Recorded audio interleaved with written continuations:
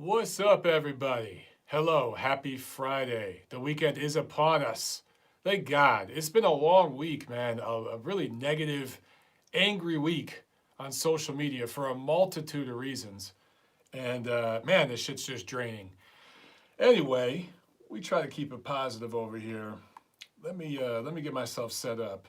Oh, by the way, I opened up the phone line. So if you guys feel like calling in, just to vent about some shit, talk about some things, whatever it is, go ahead and call, man. We got obviously the local numbers here in the US and in the UK. Let me make sure I got the chat up there. Yes.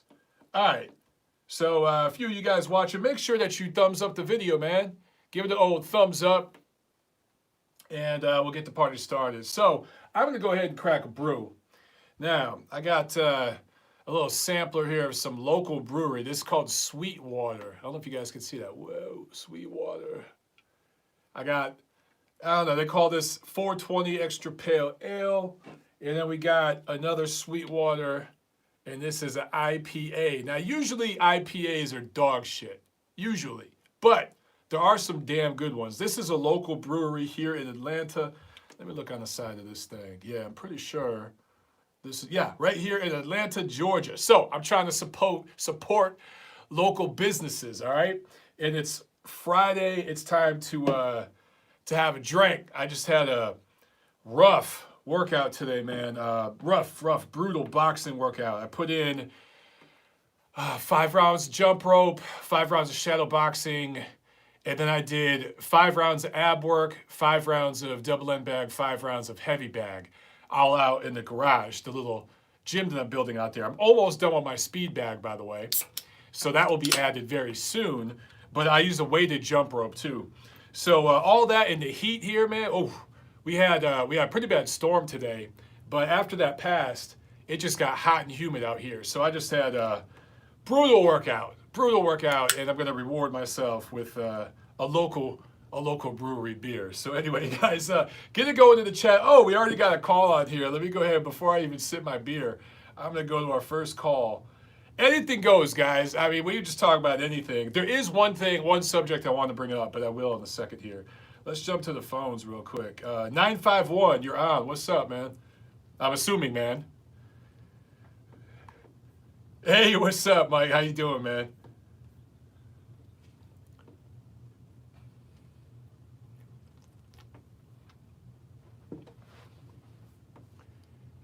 Oh, yeah.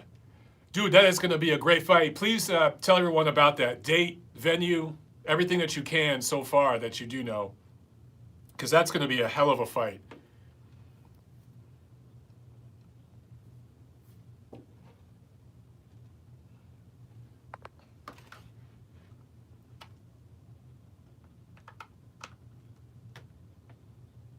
The fight is on the 7th.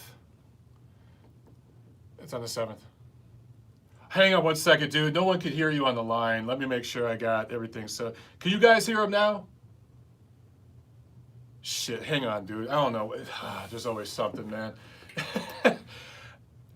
Yeah, guys, there's a great fight coming up, and one of the guys that's in the know and actually training with one of the fighters is on the line. But if I can figure out how this damn technology works. Oh, my laptop wants to do a software update right now. So let me close this. I might have to call Tiff up here, dog, because this thing don't want to work. Don't you just love it? All right, let's see. Technology, man. Dude, I hear you perfect. You guys still don't hear her? Nothing, This huh? guy says, all right, hold on. I think I might have fixed it. Hang on. Guys, let me know in the chat real quick. You guys, can you hear? Go ahead and talk, Mike. Yeah. Can you guys hear me? Testing. 1, 2, 3. All right, they can hear you. Testing. All right, start from the beginning, bro. Start from the beginning. Sorry, Okay, guys. so no, I just wanted to give a quick call. I got the alert to my phone that you were going live, and we had talked a couple of days ago just via text about the Chon Cepeda versus Ivan Baranchik fight. So I'm actually here right now watching Chon train. He's training here at the Gladiator Gym. You came here, Mike, about a year ago, right, when interviewed Molina here Right. before his fight with. That's a great little gym, man. Everything Josecito. you need right there. Yeah, well, it's private, so that that's the thing. That's why these guys are kind of in here working on now, because a lot a lot of the more open to the public gyms are still kind of closed down around here. So, anyways, it's going to be a great fight. July the 7th. It's a Tuesday coming from Vegas, and it's going to be in a studio type setting. Only the fighter and one corner man will be allowed. So the corner man's going to have to kind of double as a cut man. It's a very strange thing, but are any family members? What about family members of the fighters? Do you know? I don't think at this point they're only being told that they can have just the one fighter and just the fighter and one corner man. It's one corner man. Not even two corner men, just one corner man. Yeah. So one chief second, maybe maybe from now till the fight night, maybe something will change where they'll loosen up the guidelines a little bit. But anyways, Mike, I didn't want to take up too much of your time. Like I said, I'll try to get some footage and send it over to you. Chona's looking good. He sparred 6 rounds yesterday. He's probably going to spar. I think we're going to spar again tomorrow. He's training here, like I said, at Gladiator Gym. Where's looking his weight good, at? Man. Where's his weight at? Do you know?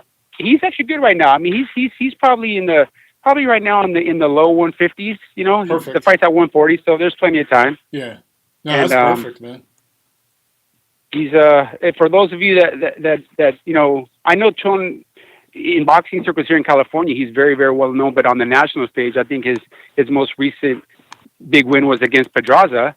But here's a guy that the rumor has it, and it's not really even just a rumor, but he was one of Mayweather's chief sparring partners for the Pacquiao fight, and by all accounts, everybody who was in the building, he gave Mayweather fits. I mean, not to say that, and it is sparring, but Mayweather doesn't spar lightly. I mean, they when they spar there at the Mayweather gym. They go hard. Yeah, they go real hard because they turn the cameras off in there. Well, this is the guy I remember. There was a majority decision fight with Jose Carlos Ramirez. That was back last February. Was that last February? Yeah, that was in his hometown, in Ramirez's hometown of Fresno as well. A lot of people didn't like that decision, man. So him going up against Baranchek, dude, that's a hell of a fight. I tweeted about that today. That's real diehard fight fans type of matchup. That's an awesome fight because people were bashing some of these matchups coming up in June. But if we start getting matchups like that in July, I also just heard that Matchroom's going to put Chocolatito against Estrada in a unification fight, probably in August or something. So we're going to get some good fights, but they're going to be these diehard fight fan kind of matchups, Oh, yeah, and this one, like I said, I mean, it's a Tuesday. I mean, I'm excited because, what else is there to do on a Tuesday night, right? Turn on ESPN, and we're going to get a Tuesday and Thursday night cards for like a month or so. Yeah, so it's going to be great, and I'll check in again, Mike, with more information. Once like I said, as it gets closer to fight time. But I'm actually happy to be here witnessing Sean getting ready for this fight because I think he's a guy that's he's really his 2 losses have both been very controversial. The Flanagan fight a few years ago in the UK, with the dislocation of the shoulder. I don't know if you know about that one, but that was controversial. Should have been a no contest, but it was the UK and they changed the rules on the fly. But it is what it is. He doesn't make any excuses. But he's a legitimate threat at 140. So I think the winner of this fight will definitely move on and maybe get that shot, maybe for the vacant title if Ramirez does in fact move up. Like I'm kind of hearing some rumblings that he may or may not move up, but we'll see. So, yeah, dude, I love that matchup. Yeah, definitely keep me posted, brother. I appreciate you calling. It was awesome. No problem. Have a great weekend and stay safe out there with that humidity, man. Don't appreciate it, bro. Don't dehydrate on us. Hey, man, I'm hydrating right now, brother. Salute. Okay. All right, man. Take care, brother. Have a good weekend. You Bye. too. Peace.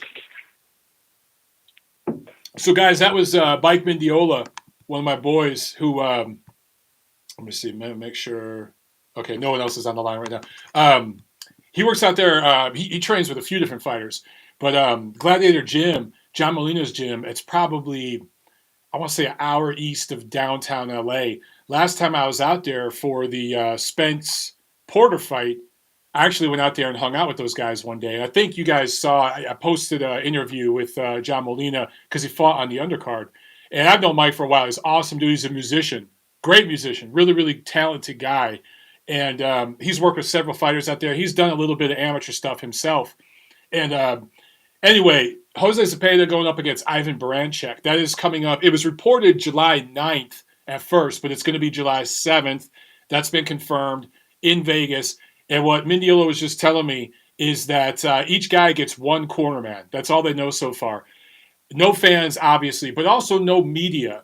And that has got some people in the media, boxing media, upset. And I saw a video recently. I think it was an IFL interview, or it wasn't an interview. It was just like a live chat or something that they were doing. I don't know if it was on Zoom or what, but there was a few YouTubers on there talking about that and kind of bitching and moaning about the situation right now. And that just got me thinking because I should state, I mean, these guys are my peers. They work in the boxing community, so I want to be careful with the way I speak.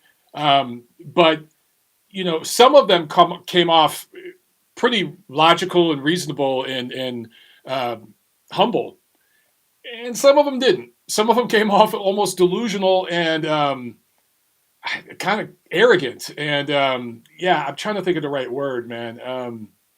Pretentious. Yeah, entitled. Yeah. So I don't know if you guys want to go into that and talk about that subject matter or not. If you just want to keep it just to the fights and to boxing, that's cool. But if you want to call in, guys, to talk, anything goes, man. I just wanted to get on here and chat a little bit. I missed you guys, and just having a beer, man. Friday. It's been a long week, long week, and I thought it might be fun just to chat a little bit. So the phone number is right behind me. You got the local USA number, local UK number. I know it's probably almost 10 o'clock p.m. over there in the UK. That's not too late, guys. It's fucking Friday. So if you want to call in, call in. So I got a couple of you guys on the chat know the video I'm talking about here. Well, first off, let me go to DS Kendall's comment. He says, Mike, Eddie Hearn stated he was meeting with the zone officials about the schedule. Have they released any info on the meeting? So DS Kendall's, what I said earlier in the video, while I was having tech difficulties, go figure, me having tech difficulties, that they're talking about a unification fight between Chocolatito and Estrada later in the summer. I'm hearing August or something like that. So the zone is probably going to come back either in July or August, and they're going to probably have a couple of, mismatch type of fights at first, like ESPN's doing. But one of the fights they're talking about getting to pretty quickly is that unification match at 115, which is an awesome fight. Let's be honest, guys. In the lower weight divisions, it's one of the better fights you can make. So this fight that's coming up on ESPN Tuesday, July 7th between Zepeda and Baranchek, that is a really good matchup. Do not sleep on that. Both of those guys are going to come in shape. And just the way their styles mesh, I expect that to be a really, really good fight. And then if a month or so later, we get a championship caliber fight, unification between Chocolatito and Estrada, that's awesome. That's awesome. And that's going in the right direction. Now, will I stay consistent? Are we going to get more of that? I hope so. But I will tell you guys this much. You're going to get pay-per-views over the second half, particularly the fourth quarter of the year. You're going to have several pay-per-views. That's just the way it's going to work. I really do think now you're going to get Lomachenko and Lopez. I think you're going to get that fight. It's going to be pay-per-view. I think we already know they're saying you're going to get Spence and Danny Garcia. I don't love that matchup. I don't hate it, though, either. If it was on regular Fox, I'd like the matchup a lot, but that's going to be pay-per-view. And then it's still possible you get that third fight between Fury and Wilder. Of course, you guys know that's going pay-per-view. And there will be others. There's going to be other pay-per-views, too. So let's see. So a couple of you guys in the chat, I think you know what video I'm talking about. I think it was Michelle Joy Phelps was on there. Radio Raheem was on there. The Coogan dude who I don't know from IFL. I've seen him at different events chasing Eddie Hearn around, but I haven't ever talked with him. But I know Michelle, I know Radio Raheem, and then Marcos Villegas was on there. And I know Marcos. So I don't know if you guys want to talk about that, because I thought in that interview, they did bring up some good points. They did bring up some things that I agree with to an extent. But a few of them were talking about some things that I just think they were kind of delusional and just came off very entitled and pretentious in a certain way. I thought Marcos, by the way, did a good job on the video. I thought he came off as the most reasonable of anybody in that group. And for those of you who haven't seen that video, it's on IFL TV. I think it's called like "The Truth About YouTube Boxing" or something. I don't remember the exact title, but that's something like that. It's over an hour long, and there were parts of it that were kind of cringy. There were parts of it that were a little too much in one direction, and I think there's going to be things that maybe some of them said that they'll want to take back. Hey, man, we're all humans. I've certainly said things that I wish I could take back. I've tweeted things. I've talked about that I wish I could take back. So it's all part of being human, but I don't know how much you guys want to talk about that or not. As far as, it did get me thinking about this, and I do think you guys might be interested in this subject matter. Boxing media in general. Actually, I saw a tweet. Who was it from? I think it was from Ring IQ, Julius Fox, I think, asking what makes somebody boxing media. And I retweeted that. I said, this is a good question. What do you guys think? And a bunch of you responded, and your responses were very interesting. I get asked that question a lot, and I don't know how to answer because I consider myself part of the boxing community. I think I've proven myself to a certain degree where I can say that with confidence now. I'm not an A-lister by any means or anything like that, but I think that I work with reputable platforms and I'm sought out for interviews and things like that. So, by the way, I just did a radio spot the other night. I posted on my YouTube channel. Please check that out. Also on all the podcast platforms, please check that out. But as a guy who's inside that bubble, I don't always know how to answer that question because I have my own opinions, but like I'm biased, because I'm inside that bubble. So I don't know if it's fair for me to answer that question. Now, I have gone after and dissed and criticized certain elements of the boxing community, quote unquote, particularly on YouTube, like the LDBC guys and stuff, because I just can't support people that are putting out extremist racial rhetoric or extreme, political rhetoric, that kind of stuff, or like conspiracy theories, fake stories, fake news to try to get clicks, to try to get money. So I will go after that.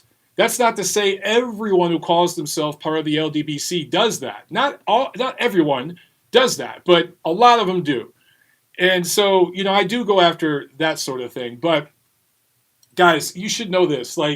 And if you haven't listened to the episode of The Neutral Corner where T Street Controversy was on with me, he was one of the first YouTube boxing guys. And it's one of the things we kind of delved into a little bit, but we focused more so on the LDBC side. But there's also other sides to this. So go back and listen to my interview with, or I won't even call it an interview. He was just on the show hanging out with me, as we've had a bunch of different guests on. And he kind of delved into that because he was around the YouTube part of it at that time. I was on the beat, working at events during that time, just getting started there. But he was on YouTube. Anyway, how long has YouTube been around? I don't know, 15 years or some shit. You guys correct me if I'm wrong. I don't even know for sure. But at the very beginning, when YouTube really started to become something, a real platform for media, there were only a handful of people talking about boxing on YouTube, right? So go back to, let's say, the late 2000s, just before 2010. And even at that time, like Twitter hadn't taken over. People still had old school flip phones. They didn't have smartphones yet. There wasn't YouTube Live or any of this kind of stuff, right? There wasn't, the streaming technology wasn't anywhere near where it is now. So in that era, you had to record into a shitty camera. Not everyone had an HD camera, and upload a shitty video on YouTube. It was a process. It took time. And there was only a handful of people doing that. So more channels followed, but over the years, it was the people that kind of were in the right place, right time, that stuck with it and kept doing it, that built up a big following. It got to a place where they had hundreds of thousands of subscribers because the people, come and go in this stuff. People come and go. Super chat pledge from Chris Berger. What's up, man? I hope you're doing well. He says, thanks for giving us content. We are bored as hell. Hey, man. Cheers to that, Chris. Thank you so much. Get a beer, man. It's Friday night. Or get a whiskey, whatever it is. It's kind of hot, though, for whiskey. There's Scottish people right now yelling at me. It's never too hot for whiskey is what they're saying. But anyway, guys. Oh, yeah. Chris has got a beer. Hell yeah. That's it, guys. Friday, Have some fun. But where was I? So, okay. Where we are now, and I'm not going to delve into the whole history of this, but where we are now, there are only about 5 or so boxing channels that have like hundreds of thousands of subscribers, right? That are in that, like what I would call the 1%. What do I always talk about? Boxing is a 1%er business. When I say that, yes, I'm talking about the fighters, but I'm also talking about the media. I'm talking about trainers. I'm talking about everyone involved in the business. Everyone involved in the business. It's a 1%er business. So that also relates to boxing YouTube. There's 1% of the boxing YouTube channels that have the bulk of the subscribership. I'm talking 100,000 subscribers or more, hundreds of thousands, right?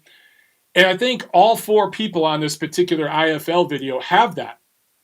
So they're in rare company. They were kind of in the right place, right time, right connections, and did the right quote unquote networking. I'll get into that in a minute to get to that point. And now they're the top people.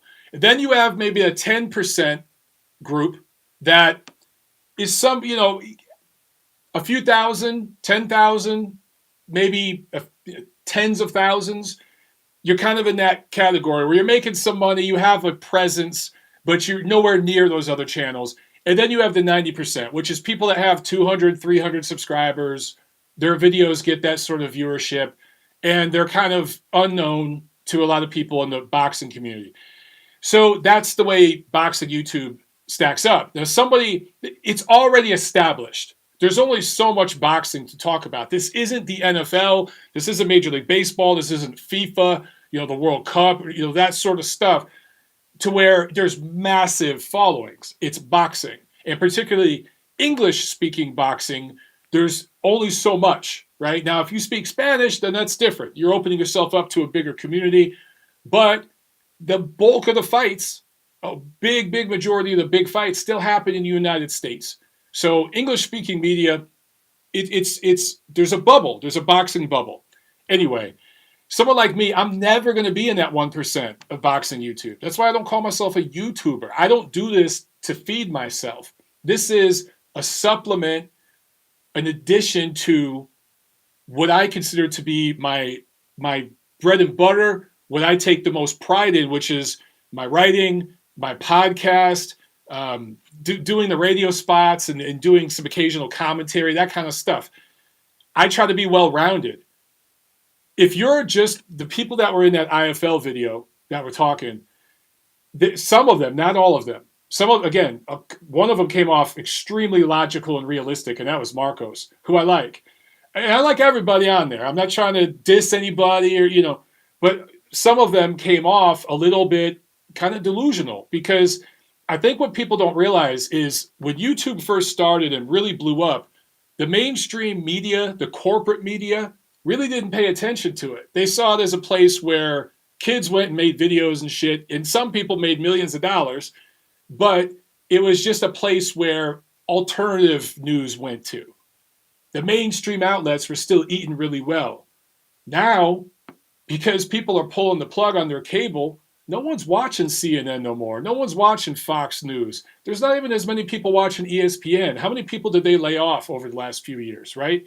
So more and more of these media entities, no one's watching cable. People are Netflixing, they're doing Hulu, Amazon, right? And they're coming to YouTube. Now, all of a sudden, these corporate media entities are freaking the fuck out.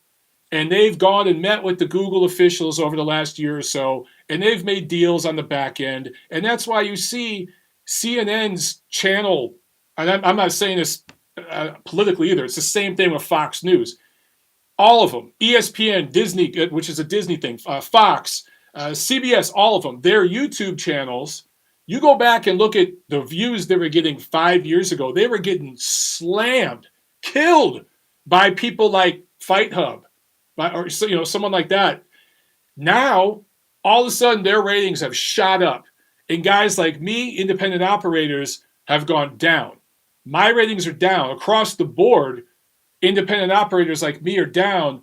Channels that have corporate backing and corporate money propping them up, their views are up. So it's obvious what YouTube's doing. It's part of the reason I think Joe Rogan told YouTube to go get fucked and he went over to Spotify. Now, there's 100 million other reasons he went to Spotify, but I think he's smart enough, and as people around him, it's not Joe, it's the people around him, that are smart enough to see the trending. And they know where people are getting more and more fed up with YouTube. Anyway, the format for a 4 or 5 minute long interview worked on YouTube for a long time. And a little guy, quote unquote, could make some good money. And so you'd see someone like Radio Raheem or whoever, MJP, go to a fight, or Ellie Seckback's another guy. There's only a handful of them, right? And they go to an event and they go around and interview fighters. They interview people hanging around the event. Sometimes they'll get 20 interviews. They're 2 or 3 minutes long. Some of them might be 5, 6 minutes long. And they post them all up on their YouTube. And that's how those guys ate for a long time. But how much of that can you have? How much of that do people really want to watch anymore? I'm seeing more and more backlash for that sort of content. There are people out there who want it, but during a global pandemic like this, during lulls in the schedule or time like this where there's no boxing, if you only do one thing, if all you do is stick a microphone or a camera in someone's face and ask them questions, well, you got no source to feed yourself right now because you only do one thing.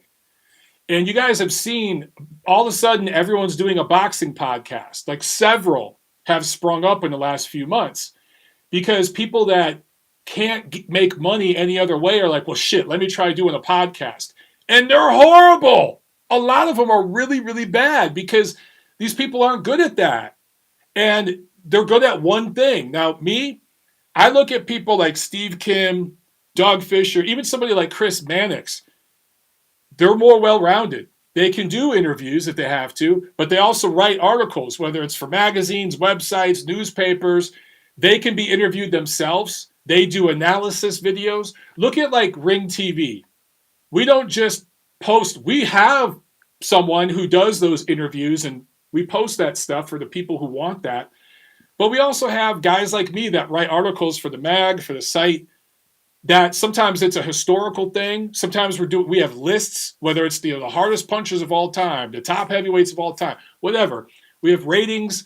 We try to do a little bit of everything to satisfy everybody. Because in a time like this, if you can only do one thing, you get exposed a little bit. So I do think that going forward, the media might change a little bit. And the tastes from fans, because you guys have now kind of had to do this reset.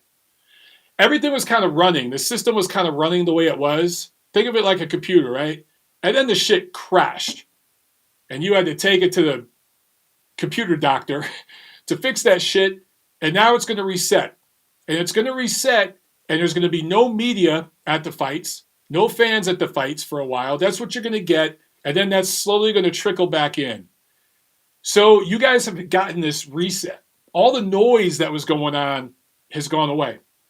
And I do think some tastes might change. And the people that can only kind of do one thing are going to have to learn to diversify a little bit. And there's nothing wrong with that. It's just to sit around and bitch and moan because promoters aren't letting you into events right now. What do you want them to do? My show, I've kept my show going. I didn't do one last week because of the holiday. I told you guys that. But over the last 2 months, look at the guests I've had on. I've had fighters, I've had trainers, I've had promoters, I've had publicists, I've had other media members on my show, right? I didn't go to their house to get them to do that. I didn't meet them at some function where everything was done for me. I called people. I picked up the phone. I emailed people. I set it up the old school way through a publicist, right? That's what you got to do. So anyway, just some observations. Let's see here. Robert Blake says Montero has by far the best boxing show on YouTube. Thank you, sir. Salute. I appreciate that. Some of you guys, I'm not even going to read that comment from USC Trojan Zone. I'm going to leave that one alone. And look, I should state, this isn't to beat up on anybody. I don't want this, this isn't me saying, oh, this person is this, that person's that. I'm just saying in general. I think sometimes people forget where they come from, and you have to realize that I talked about that 1, 10, 90, right? And I get it, guys. That adds up to 101. Just, humor me. Okay, 1, 10, 89, okay, for you math geniuses. Hamed, yes, I'm taking calls. Oh, shit, I got someone on the line. Thank you, Hamed. Let me jump over and take this. I was just going to say, I think people forget they started it at 89 and have worked their way up. All right, let's jump over to the phones here, guys. 447, you're on the line. What's up? Hello, Mike. It's Hamid. I was calling. I was just wondering if you were going to take calls. Yes, sir. How you been? Good, brother. How are you? Yeah, I'm good. I thought I'd jump on because I wanted to ask a couple of questions. I know you didn't do a show this, on Monday, but you went live today. I was going to say, in America, I think the landscape has changed for a while. Like in the UK, we still get a lot of guys from like the newspapers, like the Sun, Daily Mirror, and I can't remember what the other. I think it's Daily Star, something like that. Like guys like Jeff Powell, Gareth A. Davis. I think you're probably familiar. Ron Lewis, who cover boxing and cover other sports as well. And I think they're on a show on Box Nation a couple of years ago. I think it's called Boxing Matters. They used to come on there and talk to boxing as well. But the guys like what I call from the classic old school media, where in America, outside Lance Pugmire, I don't think many guys I know write for newspapers. Like, is that something that's like been a trend for a while? Like, or do you think still some people from certain newspapers still cover boxing to a degree? They don't cover boxing regularly, Hamed. What I see is an occasional, article or something. Usually, if it's a local fighter, the local town paper will do something. I remember being in Vegas for the first Ward Kovalev fight, and at the hotel we were staying at the fight hotel, we got the Las Vegas newspaper. I can't remember the name of it, but they actually had a big article in there about Andre Ward, and they called it something like, the last American boxing star, and they talked about how he was an Olympian and all this. And it was actually jarring for me to see a newspaper with boxing, a big article like that. It does not happen very often. And you mentioned Lance Pugmire. He writes for the LA Times. LA, of course, is 50% Mexican American. That's the largest boxing fan contingency in the United States. So it makes sense that the LA Times would cover boxing fairly regularly. But other than the LA Times, I can't think of another major U.S. newspaper that regularly covers the sport outside of like a hometown fighter. You're right, man. It's just a different world. Yeah, and also I think Lance Pugmire now works for the Athletic, so I'm not. Oh, you're right. Sorry about that. Thank you for correcting me. You're right. Yeah, there's actually, and you know what? That brings up another great point. The guys that replaced Lance are terrible. Oh, yeah, I know. They're terrible. Yeah, I think I know you're talking about. You know who I'm talking about, right? I can't remember the name. There's one individual. I can't remember the name. Yeah, I know so you don't bad. know. I seen some of his posts. I was gonna say, I like the idea why you guys were doing on UCN Live. I think it was Steve Kim, Dougie Fisher. There's a lot of guys. I think it's Dave Smith. A lot of these guys are following. I think it was someone from the LA. I forgot his name. Was he? I forgot his name now. It's from LA. LA Sentinel, I think it's called. The oldest black newspaper in America. Yeah, he was on, and then he ended up moving out of California for a while. So that's the only reason. And then what was his name? I forgot his name. Oh, jeez. Now you're making me forget. Ken Miller. Yeah. Kenneth Miller, yeah. Yeah. Yeah, I thought you guys were doing a good job on there because some of you guys were writing, obviously, what was it called, for newspapers and on the internet or whatever, Ring Magazine. I thought that's like the more now recently updated media, which in a couple of, I think, decades ago, there weren't as many media members who were writing on the internet or for like the Ring Magazine has been a long time, has been around for a long time, but I'm pretty sure at that time, I don't think a lot of the guys were writing for Ring. Like you guys have a lot of you guys are now writing for Ring Magazine. Excuse me. I was just gonna say, I thought that was a really good idea, like what UCN Live was doing on YouTube. Because right now, I think a lot of the channels online, I know they call themselves media, but I don't think they're really media. I don't think many of them know how to write the article or cover sport in that aspect. Like, you get what I'm saying? Yeah, in fair, I gotta cut you off real quick. Let me just say we got a super chat pledge here from Trent. Thank you so much, Trent. I appreciate it. He says, "Yo, Mike, thoughts on Derevianchenko and Vajday getting another title shot opportunity? Sergey never won a belt, but I'd give him the edge against Andrade. Still rank both really high. I think they're both going to be in the title mix over the next 18 months. I don't see anybody jumping in line to get right at those guys, but Trent, I do think they're both going to get another shot. I think Derevianchenko, my only question with him, how is he going to be after that beating he took within that Golovkin fight physically? And Vajdik, how is he going to be mentally after that beating he took against Beterbiev? That's my only question with those two guys.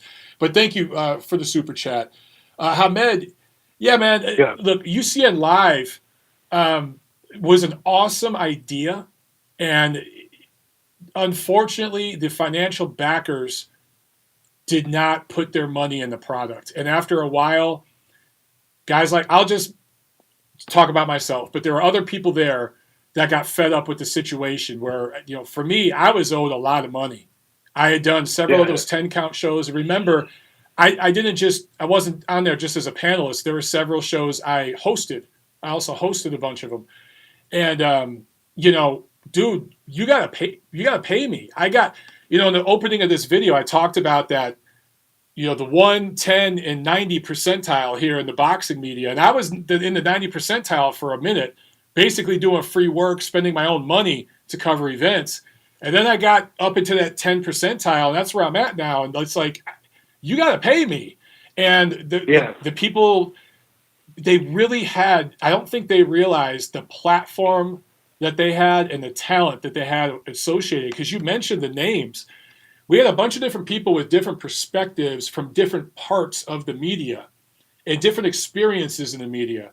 And that's what made the 10 count and some of the things that we did at UCN work. That's why they were so good and why we grew so quickly. I thought the website was good as well. The website, we had great writers on that site. And, I posted 1 or 2 articles and I never got paid for them. And I was like, well, you know what? I'm not doing this shit again. I'm going to write over here where they're paying me. And, I can only be told, hey, we'll get you back later so many times. And that was the problem with UCN, dude. Or else, I'll tell you right now, if the financial backers were still involved, my role at UCN would be much, much higher than it was at that time. I would have been one of the top guys there because I was all in as long as they paid me. And UCN's profile would be very big right now in the sport. We had some huge opportunities, and there were things that we were building toward, including studio, all kinds of stuff, dude. Was there any reason that there wasn't enough backing in the end? Like, at the end, it seems like there's two, like, there was, what was the word? There wasn't financial backing, and also the guys working didn't seem to be fully committed to what they wanted to do at the beginning. So the financial backing was there. Again, I'm not going to name names, but there are several people that were the executives. There was 2 sides to UCN. There was the quote-unquote talent, the people in front of the camera, the writers, and then there was the production people, and then there was this executive level. And the executive people actually worked with a certain TV network, network, and they were using production people from there to produce everything. That's why everything looked and sounded so good. The production people were getting paid because you're always going to have to pay the people doing your sound, your editing, or you're not going to get your video edited, right? So they were getting paid. And what they told the quote unquote talent people was, we're going to get you guys back once money starts rolling in and we get some sponsorships. The executives, I'm just between us, they're millionaires. These people have money. They're people from Hollywood that produced major blockbuster films. These are people, if I mention their names, you guys would know their names. If I mention I should say movies and TV shows. These guys worked at major studios. So these guys had the money. They just were not as passionate about the project as we were. And they didn't understand how to use social media to get the advertising coming back in. They wanted to do advertising the old school way. They should have hired a social media person, paid them 50 grand or something to pump that side of it up. Their Twitter game, their Instagram game, all that was horrible, horrible. And that's ultimately what did us in. The money was there. I was just going to say, I was just going to say one last thing. What about, I think they ended up getting about 30,000 subscribers. So I think the videos were doing good as well. What about, what was I going to say? I lost my train of thought. I was just going to say, what was the actual reason why was it because of the, you said because of the stuff, or was it just the lack of interest for boxing? I don't know, man. I don't know if it was well, you know what it was? Okay. There were two founders, and I'm not going to mention one of them, but I will mention the one guy, Damon Bingham. His father was Muhammad Ali's personal photographer. So Damon grew up in boxing. Everybody knew him. Everybody knew him. Wonderful guy, and he's who gave me my chance. It was actually Steve Kim talked to Damon on my behalf and said, hey, there's this kid who's a hustler. He does a good job. Give him a chance. And Damon and his business partner met me for lunch. And long story short, Damon put me on and put a couple other people on. Damon was the boxing vision. His friend was the money vision. Damon Bingham unfortunately passed away. And when he passed away, UCN died because the guy that was pumping in the money, he just didn't give a shit about boxing as much. It wasn't his pet project. He was helping his friend Damon out, and they were doing it together, and that's why it fell apart. When Damon died, UCN died. That was it. All right. Yeah, I remember what I was gonna say. Yeah, everything you said, I remember when that all happened. I was gonna say, did you have any new ideas, any suggestions where you were gonna do with the show, For mine, or for UCN? Oh, UCN, yeah. Oh, dude, I had all sorts of ideas. I was working on me. I would be on the phone with Damon, and he'd be drinking the beer, I'd be drinking the beer, and we'd be talking shit together. And I told him about ideas I had, and he was like, that's awesome. He was open to a lot of them. And one of them basically, I do a weekly show, The Neutral Corner. It was basically doing something like that there, live in a studio, a real studio, TV studio, which they had access to. This would have been on par with Jim Lampley's The Fight Game. I mean, we were planning some big shit over there. And it would have required me driving from downtown to Santa Monica on a Sunday night or a Monday. We were figuring all the logistics out. But I wasn't going to go that far until I saw some things financially change. But Damon Bingham was on board with all that stuff, dude. I'm telling you, we were set to do some big things. But when he passed away, unfortunately, all that stopped. And that was it. Yeah, that's a shame. I thought you had a good concept, and it seemed like it was a very, very, what's the word? Very good idea of what you guys were coming up with. I was gonna take off. Thanks for taking my call. It's good talking to you, and I'll catch you soon. All right, Hamed. Have a good night, brother. All right. You too.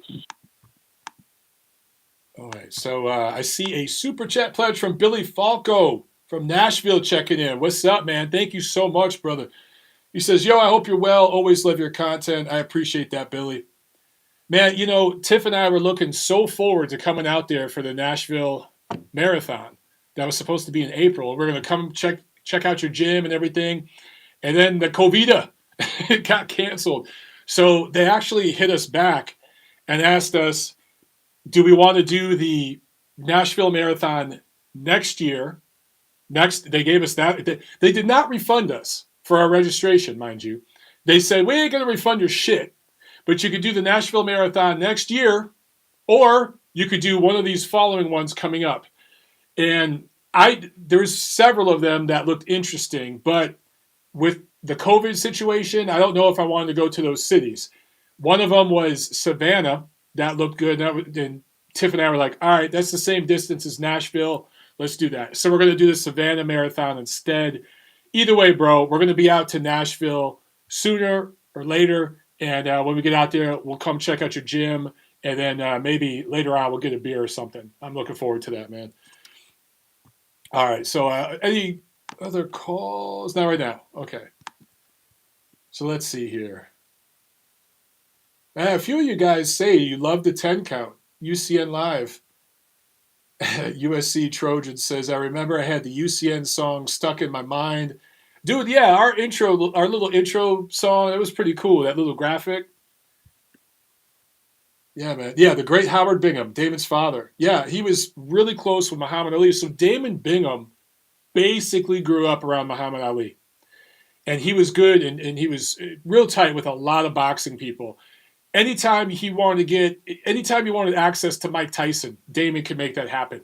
Anytime you wanted access to several guys on that level, Damon pick up the phone. Oh, yeah, here's Mike right here. He was on a first-name basis with everybody. And I'm telling you, man, he had some visions, and he was cool with bringing on young guys like me with my ideas, because he grew up in the old school newspaper kind of media, and he understood that, and he was willing to bring on guys that kind of understood the new media a little bit better, the online media, and including two of the real OGs, Doug Fisher and Steve Kim, that understand this media. And really were the pioneers in terms of boxing. Two of them. There's others, but two of them for real. And man, it's just a shame, because UCN could have been something really, really big in the sport. Really big. It was awesome. Yeah, a few of you guys like it. That's cool, man. Oh, that Hollywood smoke spot is still in Santa Monica. Okay. Yeah, I don't know why they picked that place other than somebody knew the owner of that place. So that's why we went there. But they were working on building a studio where we were going to do everything from there. It was going to be such a professional setup. Dude, when we would do the 10 count, we had a 4-camera setup. 4 cameras. We had 3 doing close-ups on each one of us, and then we had 1 getting a wide shot. So you had 4, and you had multiple mics. I mean, it was lit. It was done so professionally. It was TV quality, the way it was shot and edited. And that's why they didn't get the best angles of me, because I would always tell them, I'm tall, jack up my close-up camera, all right? Because they put it at the same height as everyone else. So, every shot of me at 10 count, guys, go back and look at me. It looks like this. I look like I have like a 5 chin. I look like I have, because I'm looking down into the damn camera like that. But other than that, I loved the production work on those videos, man. They were great. Chris Berger with another super chat. So thank you so much, man. He says, you should visit the UK. Welcome in Manchester anytime. Hell yeah. Dude, me and Tiff talk about that all the time.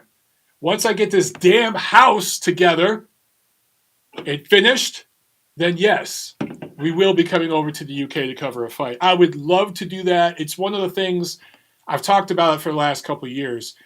And not only to come over there and talk to a lot of you guys, fellow fight degenerates as we are, but my colleagues at Boxing Monthly. Now that Boxing Monthly is poof, it would be awesome, and it'd be even more meaningful to me to meet with everybody and do like a old school Boxing Monthly meetup at a pub, like a real fucking English pub. That'd be awesome, man. I want to learn some of those songs you guys sing and sing it, with my horrible voice, and just have drinks with you guys. That would just be great, man. It'd be awesome. Trent, with the super chat. Thank you so much, Trent. He says, best boxing podcast. Appreciate that, my man. He says, Vojtik Bivol. Boatsi Bivol. Interesting. Damn. You know what? Look, man, I like Boatsi a lot. He's going to win titles. That dude's going to win titles. I don't know if he's there yet. So right now, I'm taking Bivol. Vojtik Bivol. That is a hell of a matchup. Man, that's a tough one. Because of their styles. So Bivol is in and out. He's really fast with his feet, getting in and out, but it's straight lines. And Bivol punches really straight. I just think Vojtik punches very straight. And he does, as Teddy Atlas calls them, machine gun punches, right? Bop, bop, bop, bop, bop, bop, bop, bop. I think that he might be able to catch Bivol coming in. Bivol loops his shots. He might be able to get his shots around Vojtik's angles. So that's a really intriguing matchup, dude. I say that's a pick'em fight. That's a 50-50 fight. I would love to see this shit. That'd be a hell of a matchup. USC Trojan Zone asks, how are things going in Georgia, Mike?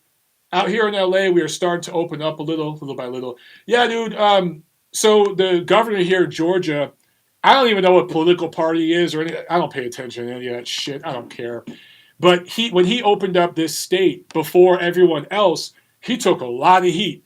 I remember going on Twitter and just seeing that dude got dissed. I mean, the media was bashing that dude hard.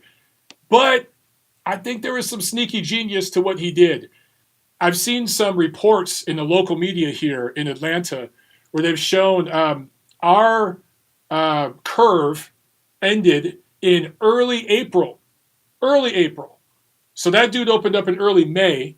We hit our peak in early April. After we've opened up, all the numbers are down. The number of new cases, number of deaths, all that's down. And not only that, Georgia's economy has gone up over the last month.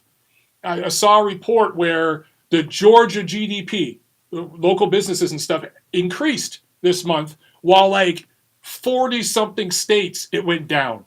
So as much as that dude got dissed, I think he made the right call here, dude. Now, if you're in New York, if you're in Michigan, some of those hotbed areas, you're going to handle it differently. But here in Georgia, I absolutely think that guy made the right call. I don't know if it's an election year for the governors coming up or whatever. Maybe that has something to do with his decision. But I think that dude probably just secured his reelection because he's looking like a fucking genius right now. Let's go to the phones.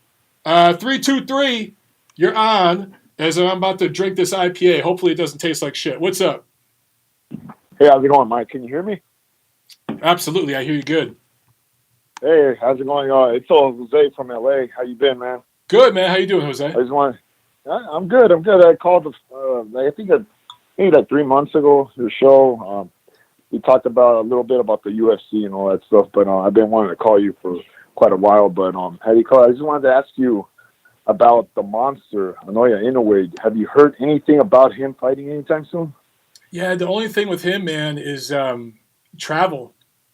So, he's over on that side of the world, and Top Rank wanted to make his debut, with him on their contract in Vegas. That was the plan. Yes, I heard about that. Right? Yeah. So for now, the issue, and this is another thing that I think boxing fans have to try to be patient, because the travel restrictions, the visa restrictions right now.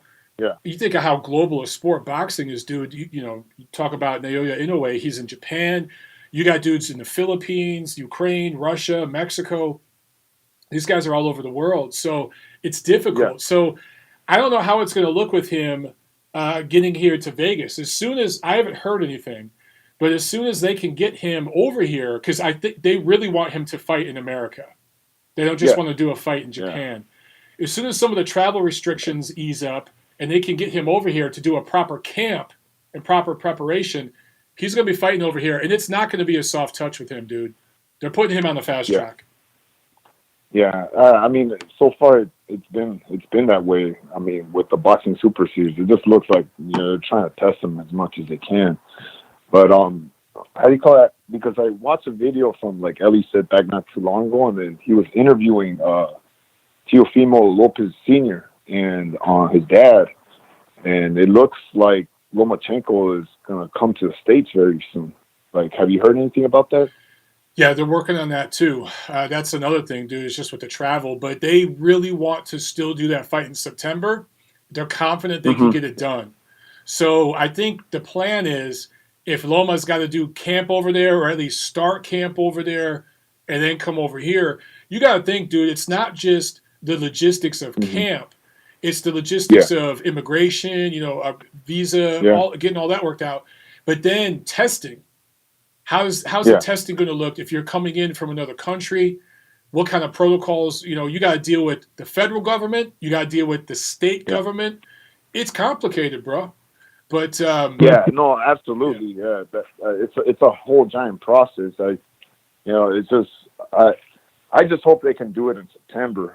Now I understand like the whole process too. Like I try to dig into like everything, because from what I saw from the UFC, the way they handled it, I mean, it looked like a pain in the ass, to be honest. And like Dana White was just very pissed off. He looked like very irritated the whole time. yeah. But I think think they're like in the right place where they're gonna just throw more and more events. Like they're gonna have a fight this weekend. I don't know if you're gonna be able to check that out. Is it on regular TV? Yeah, well, I believe it's going to be on regular ESPN Plus or just ESPN Plus or All right. ESPN. One of those Yo, two. I'll check it Yeah, out. Yeah. yeah. Yeah, I'll check because I Because know there's been a couple of them on regular ESPN, ESPN Plus. Dana White, benefited. Dude, there's something a lot of people don't know. Boxing has more regulation than MMA. There's yeah, just more restrictions in boxing, and there's more protocol you have to follow from the government. MMA kind of slides under the radar. Like they don't have to adhere to the Ali Act, and there's certain things that it's just less regulated. So yeah, Dana White benefits from that, but he also benefits. He's got access. A lot more of his fighters are here in the United States. In boxing, you look at the pound for pound list, bro. I mean, it's yeah, almost every continent. You know what I mean? So it's yeah. difficult to get all those guys over here right now. So Dana White's in a really good spot. I think he's doing it the right way. They're testing. They're being safe. They're being smart. And I think didn't that pay per view do like 700,000 buys or something? I want to say it did very You know, well. I didn't really check the numbers, man, but But I I mean, I think wouldn't be surprised if it. Yeah, I it wouldn't be did pretty surprised if well. it did. It did pretty well. Yeah, I mean, everybody's home. Like everybody's home, Yeah, so everybody's dude, gonna. dude, like Everybody's gonna check it out. Even I have like some of my boxing friends, like they're just pure boxing. They told me like, hey man, I'm gonna watch this fight over the weekend because there's nothing else to watch. There's yeah, no bro. boxing, so I might as well watch this. Dude, that So I mean, space it's shuttle interesting. launch, everyone was watching that shit. It got canceled. But like Yeah, anything right now, dude. Like there's yeah, ESPN's doing some Lance Armstrong documentary. Everyone's gonna watch that shit. You know what I'm saying? Even if I yeah, don't know shit about cycling. I watch that shit. yeah, You know what I'm saying? Like I don't even have a yeah, bike. It's just yeah. because there's just nothing on right now. But yeah, dude, I think Dana White led the way on that stuff. And props to Bob Arum for looking at what Dana White did and saying, okay, let me see if I can figure out a way to kind of follow that. Bob Arum has said some really nasty shit about Oh MMA yeah, and UFC, yeah. but he's I, kind of following their lead right now. it's. I was hearing your show the other day about that, about like how it was weird, man, because I was following MMA during that time when that happened. Actually, that interview, it's funny that you brought that up because that interview was kind of a long time. It was a while back ago. It was Yeah, like, I dude, want to when say was like, that? yeah, Do it was you, like maybe like 7 years ago, okay, all something. right. And the journalist, his name is Ariel Hawani, and he's like a Jewish journalist. Like he's Jew. He's like Jewish Canadian MMA journalist. He has a very popular. He's one of the most popular MMA journalists around. Okay. Yeah, and he was like telling. He was interviewing Bob Arum, and that's when that whole thing came up. Like he asked him about, like, hey, what do you think about what the UFC is doing and this and that, and that's when Bob Arum, brought up the whole like skinhead part and all this stuff and all this racist stuff and then and in front of this guy, and then that's when Ariel Juan is like, hey, hold on, man, I'm Jewish, like that's not true, he goes, because skinheads don't like Jewish people. Okay, now I get what you're saying. Yeah. So he was basically saying, saying, dude, so, like, I'm not a skinhead guy, I'm Jewish. Okay. Wow. Yeah, he's like, hey man, like that's a very ignorant thing to say about MMA, because there's Brazilians, and during that time, like the main demographic you can say was American, Canadian, and Brazilian, and a little bit they tapped in a little bit into the European market during that time. During that time, because you're talking about like maybe George St. Pierre era, Okay. And then, and you had like Southern American demographic that watch MMA, but other than that, that's it, The one thing I've noticed about MMA, because I haven't been to MMA events, but I've been invited to MMA fight parties, and I've been invited to MMA events at bars. But I haven't been to actually, I went to one fight card. I need to say, been to one fight card. But I will say, with MMA, the demographics, they do have more Anglos, Americans with names like Bill Smith, Johnny Winters, whatever, and so I think that, and even like the black dudes have names that are Anglo, right? They're American names. They're not Hispanic blacks. Now there's some Hispanic blacks from Brazil or whatever, maybe mulattoes, but like, I do think that helps them market, because, dude, this country is 70+% Anglo. So, so I do think that's part of what helps them market, quote unquote, to the mainstream. So I think that's what Bob Arum was trying to express, but he came off really ignorant. I don't even watch MMA, and I know damn well that there's people of all walks of life that enjoy MMA. So for him to say something like that, ugly. Yeah, and I get it, man, and I get it 100%. Like especially back, Mike, like back in the mid 2000s when MMA was starting to get like some type of traction. And you had Chuck Liddell, like as a champion. Yeah, dude. You have this every guy huge with a fighter mohawk, with a beer belly. You're like, okay, yeah, dude. Like, well, I'm just saying. Now you can correct me if I'm wrong, because you know more about this shit than me. But I look at every breakthrough MMA star that I've seen doing movies and shit: Chuck Liddell, Ronda Rousey, Forrest Griffin. Who am I missing? The best dude I've ever seen fight was Anderson Silva. I saw that dude, and I'm like, okay, that dude's nasty. That dude's got skills. Yeah.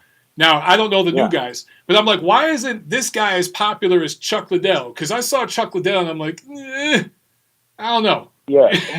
Well, I think one is that Anderson Silva, like during that time, he didn't speak a lick of English during that time. Well, see, okay, so maybe it's not even a racial thing, dude. And that's the thing. Like, I think people hear demographics and race, and they think that means racism, or it doesn't. It just sometimes what do I say about Canelo, dude? Canelo looks like a fucking typical Irish dude from Atlanta walking around here in my neighborhood. You know what I'm saying? If he spoke English and he went on the Jimmy Kimmel show and he went on these late shows, his marketability, look at what Manny Pacquiao did. Manny Pacquiao can't sing for shit, dude. He sucks at singing. Yeah. But he'd go on those late shows and sing, and it was endearing. People in America like that shit. You know what I'm saying? And that's how he blew up. So, I don't know. I mean, don't you think it's a lot of it's just because of the fighting styles, too? Of course. I mean, the way, of course. Yeah. I mean, with Manny Pacquiao, it had to have been about like his fighting and just the way the guy. I mean, he still is. He's still this way, like. So I mean, And Anderson Silva was knocking people out in his heyday. He was just knocking people out. So it's like everybody was impressed by him, but like, really, do you want this guy in Hollywood? Like, I don't know. You know, I I don't hear know. you.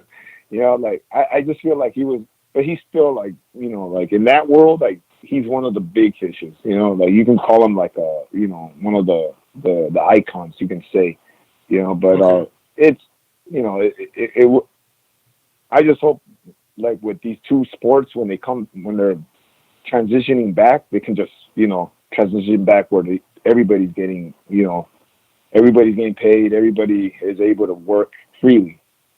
I hear you, man. And So yeah, yeah, I hate the constant comparisons. And I'll admit, I used to be one of those guys. I used to be one of those guys yeah. that talked about it and stuff, but I've eased up on that.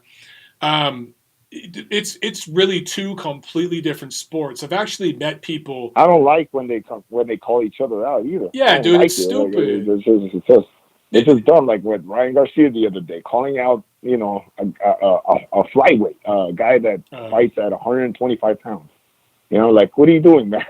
Come on, man. dude, that's like You when know, Chuck like, what are you Liddell doing? called out Floyd Mayweather. I'm like, what? You know, Yeah, like, yeah, that kind of. just What's interesting stop. now, dude, is some of these younger boxers are starting to call out MMA dudes. And the previous Yeah, like generation of Ryan. boxers Yeah, did not do that. And that does tell you there yeah, has been a flip. There has been a flip. And I yeah. don't know what that means. But why would Ryan But, Garcia call out anybody in MMA? There's tons of boxers he yeah, still hasn't fought. Fight yeah, Devin and that's why Haney. Abner Mares. But it was great that Yeah, dude. Abner Mares called him out on it. He Hell, was like, dude, "Hey, that was you shouldn't be." awesome. Yeah, yeah. He's like, "Hey, you shouldn't be calling out Henry Cejudo, a guy that's about to retire. You know, why are you doing that when you have guys in your division that you still need to fight? You haven't Hell done yeah. anything. You know, Yeah, like if you know." Floyd And wants to do a crossover, and I ain't mad at Floyd at all, dude. If Floyd wants to fight Conor oh McGregor, yeah, Floyd's fought everybody. Like whatever, dude, do your thing. But like any of these young dudes calling out any MMA fight, dude, you still got a lot of boxers you got to fight. So yeah, that it's is just just that's completely stupid. different conditioning, different. And I always Absolutely. tell this when I train people, like when they're trying to, you know, learn either boxing or kickboxing or Muay Thai, like it's just different. You can't just transition to one to the other. You know, it's a The different angles. type of conditioning. There's a I different had type of conditioning. I Yeah. had one dude who's done mostly MMA and wrestling kind of just give me a real brief rundown. And I don't think a lot of people know this, but I did judo and jujitsu for 1 year, so I know a little bit about it. Hmm. But I haven't seen it in a long time, and so he was just showing me the difference in angles and spacing and the footwork. It's so different. The distance is Yeah. so different, and I'm like, dude, this is so fucking different. It's just two completely different sports. For people to compare this is fucking idiotic. And I always Yeah. hate the argument. Well, who would win in a street fight? Who gives a fuck? Who Like, really do? You know what? Like, yeah, I sparred boxers. I sparred pro boxers before, and like within 3-4 rounds, I'm done. I'm like, I can't keep up with their pace. It's just that's it. You know, and it's the same thing if the pro boxer goes inside an MMA gym, he goes of into a course, mat, and we tell him like, hey, listen, over here we kick you, and we're gonna take you down. You know, within 2 rounds, he's gonna be completely exhausted because he's probably had to carry somebody's body weight for a long time, and then you know what I mean. yeah, Even if we like. Even if we like don't kick them or like we just take them down and just have them carry our weight for like maybe a few minutes, he's not going to be the same when he gets back up. That's it. His legs, especially in boxing, you need your legs. You yep. need your legs under you. It's very important, you know. And that's It's what I a tell like, yeah, that's what I tell like some of my students. Like, you need your legs under you, especially when you're going to box, So it's like it's just come on, guys. Like, just enough with the comparisons. It's just dumb. just It's just, enjoy both. yeah, Like a lot of people like both, and some look. I fully admit I prefer one over the other. For me, boxing yeah, is a little more absolutely, aesthetically pleasing. I like the yeah, the the fact that you stay on your feet. That being said, I fully admit when you got two guys in there just hugging each other, boxing at its worst could be the worst fucking sport to watch on earth, bro. If you got two guys in there that are just hugging each other all night, that shit don't look Yeah, good. So, but in my opinion, boxing at its best is the best sport on earth. So, yeah, yeah, and that's good. Like I said, man. I mean, that's the reason why I've been watching the sport for like 25 years. So there's a reason why I do it. yeah, For boxing because I still love it. I still watching boxing. I still show it to my son. I want my son to box. So it's like it's crazy. It's crazy. Even though like I did MMA, I competed in MMA. Like I'm a coach. So it's like, but I still have my heart is still with boxing in a way. You know. I hear you, brother. I hear you. Yeah. Yeah. So I mean, other than that, I'll let you go, Mike. Enjoy your beer, All and right, man. yeah, yeah, Dude, I'll great call again call, some man. other time. All Yeah, right, and brother. I actually saw Eddie Hernandez today, man. Oh yeah, you saw Eddie? That's Yeah, awesome, yeah, I'm man. still training with Eddie. So Tell yeah, I'll Eddie I tell him said what's up, man. yeah, man. All right, brother. All right, All brother. right, man. You have a good one. Bye. You too, man. Good call, man. Good call. All right, I saw a couple of super chat pledges I gotta get to right here, guys. Carlos is on super chat pledge. Thank you so much, Carlos. I appreciate it. He says next time you and Tiff are in Cali, we should get together for drinks and cigars. Hell yeah! We've only smoked cigars one time, and that was at Jeff's wedding. And man, my throat hurt the next day. But man, that was a fun time. He says, "What's your outtake on Tyson's comeback, and how long will we have to wait to see him in a title? Oh, title fight! Slow down, Carlos. I actually talked about this on the radio the other night on SB Nation Radio. So check out that video. I posted it's audio, but it's video because it's on YouTube, or you can look on iTunes or whatever. I posted it. I was talking to Dave Smith about that. Tyson is going to come back and do some exhibitions. And I think what people got to realize is it's going to be a process. So let's see how he looks in those exhibitions. What I want, because he is going to come back, what I hope happens is he fights somebody in his age group, an Evander Holyfield, someone like that who's not too damaged. Not James Toney, because James Toney has been damaged for the last 20 plus years. And I say that with respect to James Toney because I care about his health. I don't mean that disrespectfully, but let's see Tyson fight someone in his age group. By the way, that also may include an MMA fighter. If there's, I don't know how old Shamrock is. You guys could tell me, or one of these Silva, because there's like 1,000 Silvas. One of those dudes who's kind of maybe in his 40s against Tyson, I'd be cool with that because that would be a huge crossover thing. I think that it would sell very well. And let's see how Tyson looks. Do a couple of those, make a shit ton of money, and then maybe, okay, long way from this, but maybe after that you go toward like a journeyman. Billy Falco says Shamrock has to be at least 50. Okay, so there you go. Tyson versus Shamrock in a boxing match. So it'd be like I said in the radio the other night, Mayweather versus Conor McGregor, the geriatric version, right? Although these dudes in their 50s, let's be honest, they're fucking jacked. They look better than most guys in their 20s. So I shouldn't say geriatric version because these guys can whoop the shit out of most people half their age. But still, let those two do an exhibition fight, make a shitload of money, give some of it to charity. How about we donate some of that to Minneapolis because it's burnt to the fucking ground right now? And something like that. And then maybe he goes up against a journeyman level ranked fighter. But title shot, dude, go back 15 years when he fought Kevin McBride, who's not going to be in the Boxing Hall of Fame anytime soon. And how did that turn out for him? Before that, he fought Danny Williams, not going to be in the Boxing Hall of Fame ever. How'd that look, right? So, I mean, Tyson was pretty much done in the early 2000s. We're 20 years later. So everyone's got to slow down on that. But he goes in there against Shamrock, Holyfield. Although I do wonder about Holyfield's health. I think he's a lot more damaged. Like Tyson's fine. Holyfield's had a little bit of damage. And as long as he cleared all of his medicals, stringent medicals, I'm talking Vegas, Nevada medicals, not Memphis, Tennessee medicals, then maybe I'd be cool with that. A 4-rounder or some shit. But I really think Tyson and Shamrock, I think that needs to happen. For real. I think that'll be great. We got a super chat pledge from Harrison Property. Thank you so much, my man. He says, I followed you here, Mike, from the 10 count.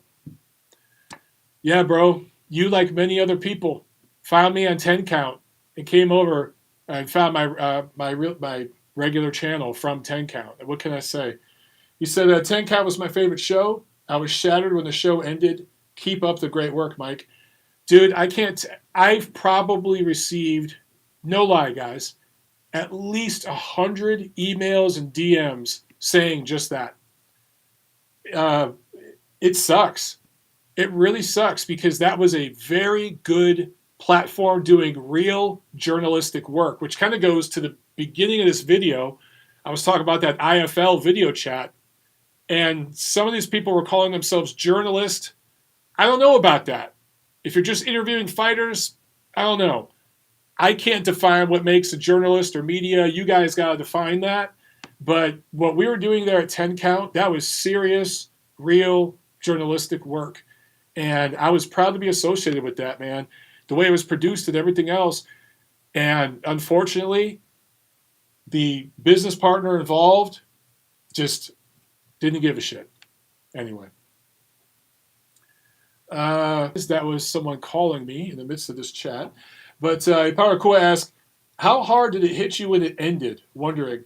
By that point, dude, by the time it ended officially, I was so fed up that, like, I didn't give a shit. But I don't know if you guys remember this. I was doing 10 count for like a year or something, and then I wasn't in a bunch of episodes. Those of you who watched the show, you'll remember this. There was probably 6 months or more where I didn't do any shows because I told them to get fucked. They weren't paying me. They owed me money. And I was like, look, dude, again, I've put in my work and I've gotten to a certain point. And not only that, dude, we had an agreement. You told me what you were going to pay me and give me for doing this work. And let me tell you guys, we would come and shoot 6, 7, 8 of those shows at a time.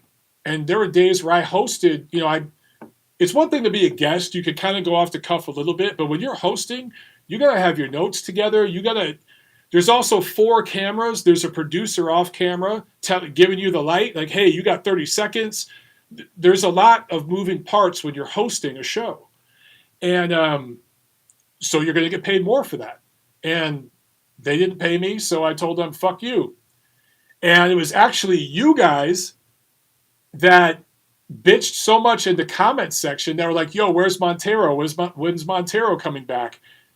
They contacted me because of you guys. So thank you very much for supporting me because you guys missed me being on the show. And they called me and we worked something out. And from that point forward, we were good.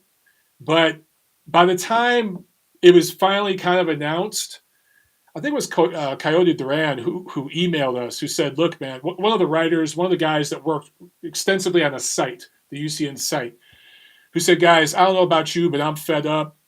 We're posting one more article and that's it. And basically everyone on the email chain was like, yeah, fuck them. And that was that. So I don't think that dude, again, I'm not going to name his name. I don't think he realized what he had, but he had something. There was some really good stuff in the works, man. I was really excited. I can honestly say if UCN Live was still around right now, I'd still live in Los Angeles because I'd have to, because of some of the things we had planned. I'd still live out there. That was one of those things where I was going to get really heavily involved on the ground floor. I'm talking not executive level, but I was going to be up, really heavily invested, and I would have needed to be there. I probably wouldn't have left LA. It would have been a reason for me to stay there. But it is what it is. And now I'm in Atlanta and I have my own fucking studio. So there you go. And I'm drinking a beer on a Friday chatting with you guys. Salute.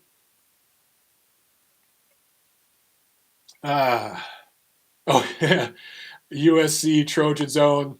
I'm not going to respond to that comment. I'm just going to leave that as it is. But there were comments in some of those videos about that particular person that, yeah, I'm just going to leave it at that. Iparako asks, so you did multiple shows in one sitting? Yeah, that's the way all those shows work, guys. A lot of times with shows like that, you would go in, and that's the way TV works a lot too. I was on a game show once by accident, and they shot like 4 episodes of the game show that day. I was fucking drunk too, and I won. Somehow I won. But I went to a party the night before, and I told one of my boys, like, dude, I'm on a game show tomorrow, man, and they're shooting early. They make it look like they're shooting at night. That's all fucking fake. All the stuff behind and everything, that's all fake. They shot like at 8 in the morning.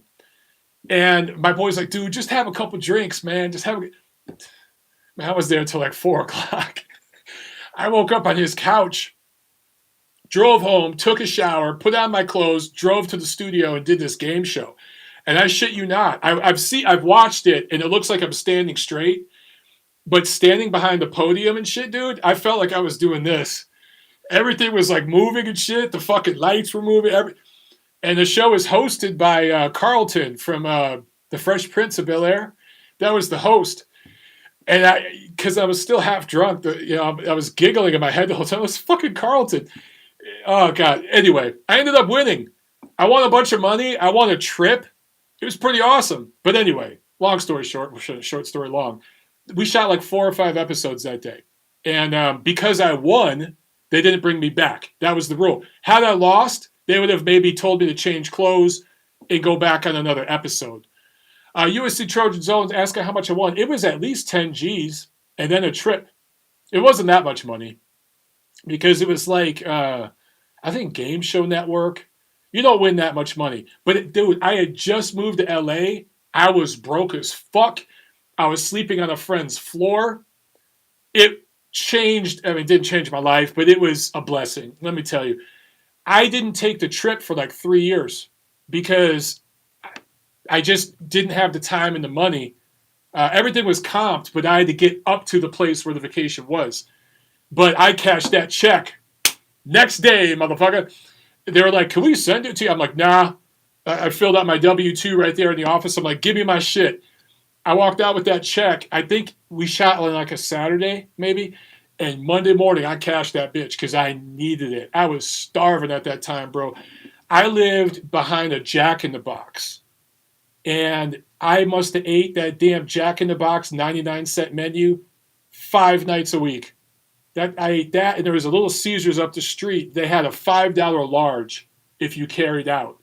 It was a couple blocks up. So I go up there and get my $5. That was like gourmet meal to me at that time, dude. I was starving. I was a twitchy, skinny little motherfucker. And to go from that to what I ended up building myself to in LA, I don't know, man. It's pretty crazy looking back now. It really is pretty crazy. Renee Bach says, wow, man, Jack in the Crack is good, though. Dude, let me tell you, I haven't ate at a Jack in the Box since. The thought of it disgusts me, bro. Those taquitos, it's all I ate. And I would get bread and like bologna and fucking peanut butter, just shit like that all day. I had Folgers coffee, the shit where it's like powder and you put it in a cup and you mix that shit. That was my coffee. Ugh. I've been through worse though, man. I grew up harder than that, so it wasn't that bad. It's just doing that shit at 30. People thought it was crazy, but it got me to a certain point, man. So sometimes I'm like, man, maybe I should write a book about that shit. Would anybody read it? I don't know. Who knows? But it's definitely a crazy story. Yeah. Renee Box, Montero comes from the struggle, definitely. Yeah, so it's something I don't talk about a lot. But, my parents were just down here last weekend. It's interesting because we were working in the yard. And my dad's like 60, my mom's like 58. And we were shoveling all this mulch and shit. And the neighbors, we live in a nice neighborhood now, me and Tiffany. And the neighbors it was one thing seeing me working, But seeing like my dad pulling a wheelbarrow and my mom shoveling and shit, they were like, because they're seeing these people who are like 60 years old work like that in the yard. And my parents are fucking chilling, drinking a beer. We're hardworking people, dude. Where we come from, blue collar, hardworking, lower working class. I think I've talked about this. I was born in a trailer park. I lived in the trailer park till I was 5, 6 years old. And the house that my parents bought was a government, like a HUD home, like a government home. Oh shit, I'll get emotional if I keep talking about it because it's just, I remember going back to Detroit, as an adult, years later, and just seeing my neighborhood or my old neighborhood, but seeing my house that I grew up in. When I was a kid, I thought it was huge. It was like 1,000 square feet. And it was all of us cramped in there, one bathroom. And to go from that to where I'm at now, dude, it's pretty amazing, man. America has a lot of issues, obviously, but in a lot of ways, it's the best country in the world, dude. If you work your ass off, you can really have shit here. You really can. I'm a living testament to that. My soon-to-be wife, her parents immigrated from Vietnam during the wars and all that crazy shit that was going on over there. They went from that to putting 3 kids through college. Tiffany went through college, her sister and her brother, and the parents paid for it all. Now, no one in my family has been to college, but my sister ended up going to college. She became the first person in my family to ever go to college, actually. But Tiffany and her siblings all went to college, and her parents are immigrants. So, like, both me and my future wife are just a testament to show what you can have in this country, man. People forget that shit. Despite all of our problems, it's all right. Anyway, let's get back to boxing. Yes, best in the world with all the bad and good. Yes, absolutely. Mike Lazarus says, why doesn't Triple G versus Andre to get made? Well, why didn't Triple G versus Canelo, the third fight, get made last year? Once that fight happens, that's what Triple G wants. Then maybe one of those other fights can happen. But if you were Triple G and you had an opportunity to fight Canelo again and get $30 million or fight Andre and get less than that, which one would you do? At the point where he's at in his career, why the hell would you fight Andre right now? I'm not saying I love that. I'm saying I understand that. I go back to the Miguel Cotto example of that dude got to a point, Miguel Cotto fought everybody. He got fucked over in certain situations, if you think about it. And he got to a point where he's like, dude, I'm going to do what I'm going to do now. And when the whole situation with Canelo and Triple G was his man, when he beat Martinez, Triple G became his mandatory. He said, you know what, Triple G, here's $500,000. I'm going to fight Canelo. Yeah, I'm probably going to lose that fight, but he's not going to murk me and knock me out the way you will. So, yeah, I didn't blame Cotto one bit for that. I didn't blame him one bit. So whatever business move Golovkin wants to make at this point, I kind of don't blame him. He's kind of earned that right, dude. Now, if he continues to fight Steve Rolls, then I'll criticize. But dude, he just fought Sergey Derevyanchenko. In the last couple of years, he's fought Canelo twice, Daniel Jacobs, and Sergey Derevyanchenko. That's a pretty strong schedule. That's up there in the top 5 of strength of opposition in the sport right now over the last few years.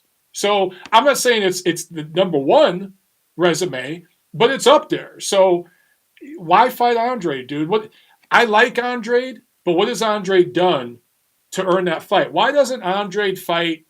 They apparently have reached out to Charlo, but why doesn't that dude just get in the ring and fight 3-4 times a year like Golovkin did when nobody wanted to fight him? It's because Andre has a sense of entitlement. It is what it is. Isn't Triple G guaranteed $15 million per fight now, though? It's more than that, but the opponent has to be right. So he's not going to get the same amount for fighting Steve Rolls that he's going to get for fighting Sergey Derevyanchenko. And trust me, guys, there are fine print to all these contracts. So do I think he's getting the same amount for every opponent? No. there's a certain guarantee, but there's upside if he fights a Canelo. You know what I'm saying? So he's gonna. And just from a ego perspective, he wants in his mind to try to right that wrong. So there is a guarantee involved, but there's upside depending on the opponent. So why wouldn't you go for the opponent that, number one, could get you the most money, but number two, you kind of feel you got screwed over against and you want to try to right that wrong. I understand that. At the same time, he's not going to jump right into that this fall. He wants a tune-up fight, and that's going to be his mandatory. Take care of the mandatory, keep your title, and then, because that title helps you in negotiations fight-wise, and then go and fight Canelo next Cinco de Mayo. That's going to be the plan with Gennady Golovkin.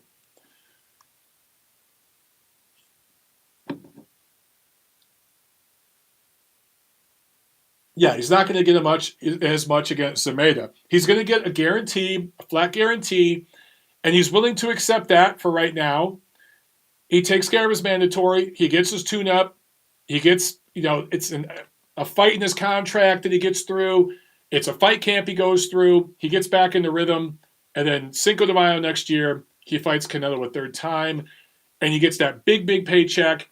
And then I think after that, he will have 2 more fights left in his contract with DAZN. I still think one of those might be at 168. But from there, we'll see what he does. But yeah, he's got options after that. It's clear he wants Canelo a third time. And that's also what DAZN wants. So that's what's going to happen. All right, guys. We've been going here for how long, man? We've been going here for an hour and a half. Look at that. Look at that. But I think it's been a good chat. I hope this was somewhat entertaining to you guys.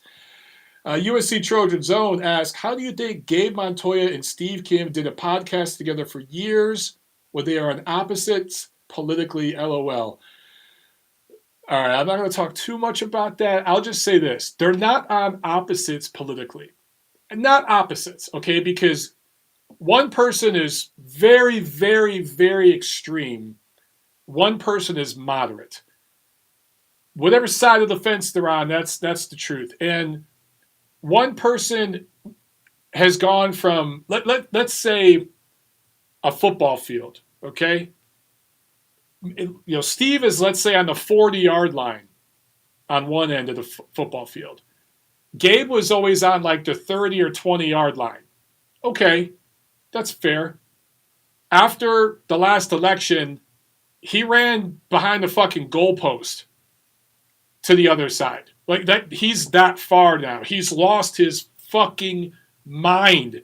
And that's his right. As an American, great, free speech, cool. But if you can keep that out of your boxing content and do your show without talking about all that, cool. The problem is he went so far off the deep end that every single episode of their show, they were talking about, he was bringing up political stuff and interjecting that. And Steve was getting emails and messages from people like, dude, what's up with this shit? And it got to a point eventually, it was actually Gabe that walked away from that. And yeah, dude, I don't know. Look, man, to each their own. I hope that he gets the help he needs and he can live a healthy, happy life.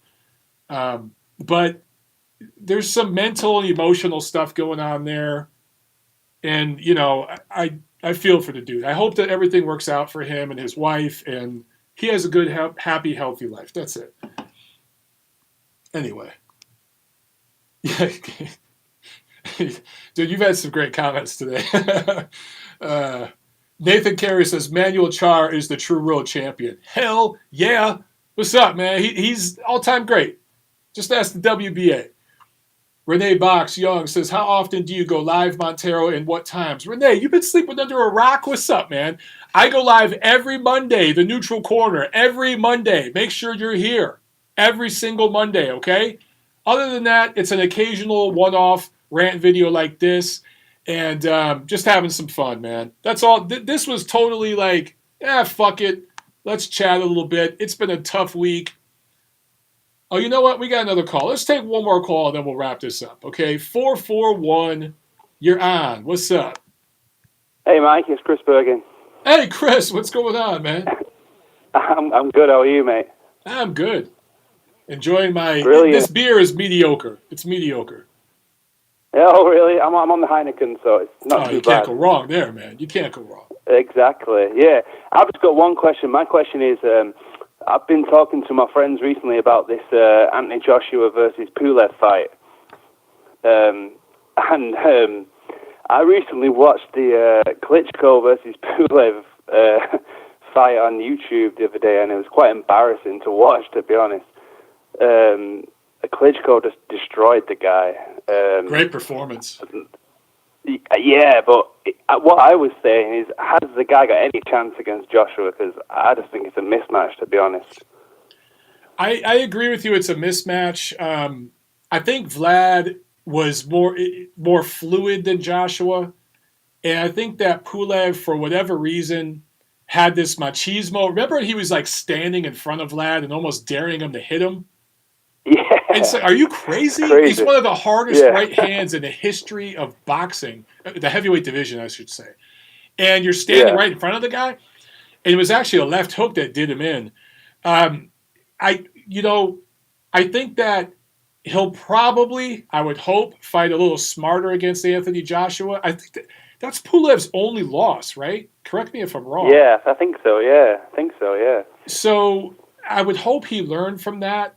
And I think some of the reason he started clowning with Vlad, honestly, if you go back and look at the first round of that fight, I think right away Pulev knew, like, whoa, this guy's different. There's nothing I can do against this guy. And so what he started doing is just kind of trying to psych him out and get in his head. Obviously, it didn't work. It didn't end well. Yeah, it did not end well. I think against AJ, he's going to fight smarter. But of course, I favor AJ heavily. The one thing is AJ, has had the chin checked now, and people are always, it's not fair, but people are always going to question him from this point out. And so maybe Pulev will come in there guns blazing early on, but after about 3-4 rounds, Joshua's just going to take over that fight, and he's going to stop him. Yeah, that's what I'd suspect as well, personally. Yeah. Yeah. Another heavyweight fight I was thinking about that no one's really mentioned, Daniel Dubois versus Derek Chisora. I think that'd be a good fight. What do you think? That'd be a great test for Dubois. If I were Dubois' handlers, I wouldn't sign that fight right now. No. No. I think Chisora is probably the most underrated heavyweight out there right now, to be honest. Chisora has aged well, hasn't he? Yeah, I mean, he's had some great wins recently against Takam and Spilka, some highlight reel knockouts, really. That win over Takam is an underrated win because I think people underrate Carlos Takam. I really do. I think he's a good quality heavyweight. I would rather see Dubois fight Joyce first and see how he looks against him. But yeah, jumping up to Chisora right now, Chisora is one of those dudes. Look, we've seen Chisora show up and not kind of be 100% motivated and in shape and not look good. But when he's focused, that dude's a problem. He's a problem. Yeah. So yeah, I would not jump in with a fight with him right now. No way. I mean, people give Chisora a hard time because he's got 9 defeats. But I mean, there's some great fighters out there that have had 9 defeats. But I mean, Chisora's had some close defeats. I mean, he's had 2 against Dylan White, which he arguably won the first fight, and then the second fight he was winning the fight, in my opinion, and then he got sparked out with probably the best left hook in the division. So right now, that is definitely the best left hook in the division, hands down. Yeah. Hands down. Yeah. I don't know if it's 100% natural.